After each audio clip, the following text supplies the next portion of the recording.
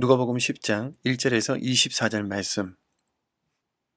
그 후에 주께서 따로 70인을 세우사 친히 가시려는 각 동네와 각 지역으로 둘씩 앞서 보내시며 이르시되 추수할 것은 많되 일꾼이 적으니 그러므로 추수하는 주인에게 청하여 추수할 일꾼들을 보내주셔서 하라. 갈지어다 내가 너희를 보냄이 어린 양을 이리 가운데로 보냄과 같도다. 전대나 배낭이나 신발을 가지지 말며 길에서 아무에게도 문안하지 말며 어느 집에 들어가든지 먼저 말하되 이 집이 평안할지어다 하라. 만일 평안을 받을 사람이 거기 있으면 너희의 평안이 그에게 머물 것이요 그렇지 않으면 너희에게로 돌아오리라. 그 집에 유하며 주는 것을 먹고 마시라. 일꾼이 그 삭슬 받는 것이 마땅하니라. 이 집에서 저 집으로 옮기지 말라. 어느 동네에 들어가든지 너희를 영접하거든 너희 앞에 차려놓은 것을 먹고 거기에 있는 병자들을 고치고 또 말하기를 하나님의 나라가 너희에게 가까이 왔다 하라. 어느 동네에 들어가든지 너희를 영접하지 아니하거든 그 거리로 나와서 말하되 너희 동네에서 우리 발에 묻은 먼지도 너희에게 떨어버리노라. 그러나 하나님의 나라가 가까이 온 줄을 알라 하라. 내가 너희에게 말하노니 그날의 소돔이 그 동네보다 견디기 쉬우리라. 화 있을진저 고라시나 화 있을진저 베세다야. 너희에게 행한 모든 권능을 두로와 시돈에서 행하였더라면 그들이 벌써 베옷을 입고 제에 앉아 회개하였으리라. 심판때에 두로와 시돈이 너희보다 견디기 쉬우리라. 가버나움아 내가 하늘에까지 높아지겠느냐. 음부에까지 낮아지리라. 너희 말을 듣는 자는 곧 내 말을 듣는 것이요 너희를 저버리는 자는 곧 나를 저버리는 것이요 나를 저버리는 자는 나 보내신 이를 저버리는 것이라 하시니라. 70인이 기뻐하며 돌아와 이르되 주여 주의 이름이면 귀신들도 우리에게 항복하더이다. 예수께서 이르시되 사탄이 하늘로부터 번개같이 떨어지는 것을 내가 보았노라. 내가 너희에게 뱀과 전갈을 밟으며 원수의 모든 능력을 제어할 권능을 주었으니 너희를 해칠 자가 결코 없으리라. 그러나 귀신들이 너희에게 항복하는 것으로 기뻐하지 말고 너희 이름이 하늘에 기록된 것으로 기뻐하라 하시니라.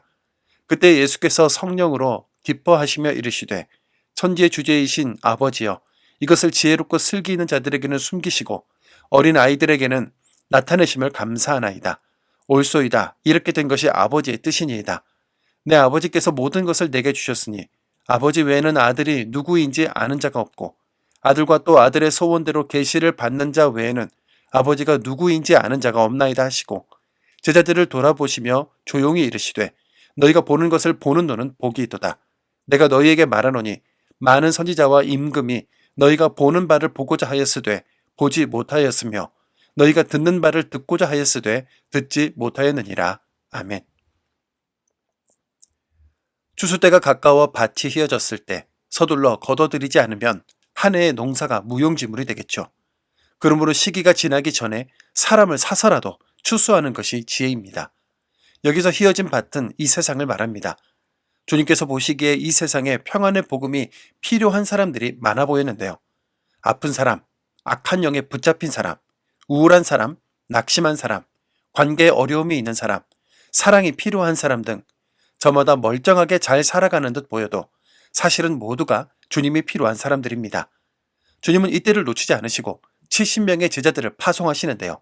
70이라는 숫자는 창세기 10장에서 기록된 세상 나라의 숫자이기도 합니다. 사도행전을 기록한 누가의 눈에는 주님께서 70명의 제자들을 파송하시는 것이 훗날 사도행전 시대에 제자들을 전 세계로 복음 전하기 위해 내보내시는 것으로 확장되어 보였을 겁니다. 하나님의 나라를 전하는 길은 평탄하지 않았기 때문에 우리 주님도 양을 이리 가운데로 보내는 것 같다 하실 정도였죠. 그럼에도 여행의 필수 물품이라고 생각되는 것들을 가져가지 말라 하시니 어찌해야 할까요? 평안의 복음을 지니고 세상을 향해 나아가야 할 우리에게 정말 필요한 것은 돈도 배움도 건강이나 처세술도 아니라 능력의 말씀뿐이기 때문입니다. 말씀으로 일하는 제자된 우리에게 필요한 것이 있다면 우리 하나님께서 채우실 겁니다. 우리는 보내신 곳으로 가서 말씀을 뿌릴 뿐이지만 열매는 우리 하나님이 맺으시는데요. 지금도 주님께서 휘어진 세상을 향해 제자된 우리를 보내십니다. 오늘날 많은 사람들이 교회를 떠난 이유는 교회 공동체 안에서 상처받아 주님을 왜곡되게 보고 있기 때문이지 않습니까? 주님의 제자가 되어 주님이 필요한 영혼들을 보며 나아갈 때 전대도 배낭도 신발도 가지지 못한 매우 가난한 전도였지만 제자들을 만난 영혼들은 사탄의 권세에서 해방되는 역사를 보게 되었습니다. 분명 전도 여정은 고되고 힘들었지만 주님께 돌아와 보고하는 제자들의 표정은 영적 기쁨 속에 있었지요. 주여, 주의 이름이면 귀신들도 우리에게 항복하더이다. 이렇게 보고하는 제자들에게 주님이 말씀하십니다.